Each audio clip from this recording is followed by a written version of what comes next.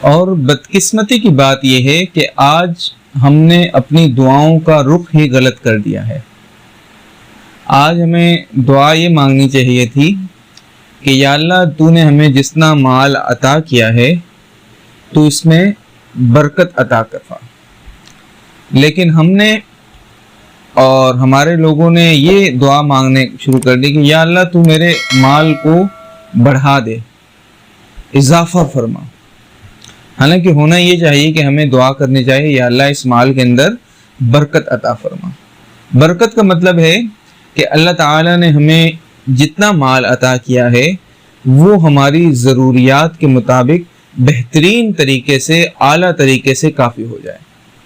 آج انسان پریشان اسی لیے ہے کہ وہ ہوس زر کی وجہ سے دن بدن چاہتا ہے کہ اس کا مال بڑھتا رہے، بڑھتا رہے، بڑھتا رہے۔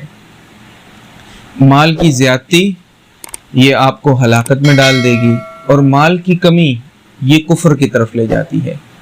حدیث کے الفاظ ہے قاد الفقر ان یکون کفرا، کہ بسا اوقات فقر و تنگ دستی انسان کو کفر کی طرف لے جاتی ہے۔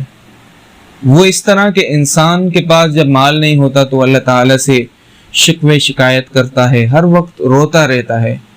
آپ نے اکثر دیکھا ہوگا یار اللہ کو میں ہی ملا ہوں، یار اللہ نے میرا ہی گھر دیکھ لیا ہے، استغفر اللہ۔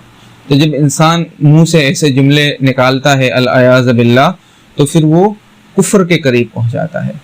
تو اس لیے مال کی ضرورت بھی رہتی ہے، مال ہونا بھی چاہیے۔ علماء کرام نے اور ہمارے مشائخ نے لکھا ہے کہ مال جو ہے آج کے دور میں انسان کے لیے ایمانی ڈھال ہے۔ دو بقدر کفایت مال رکھنے میں کوئی حرج بھی نہیں ہے۔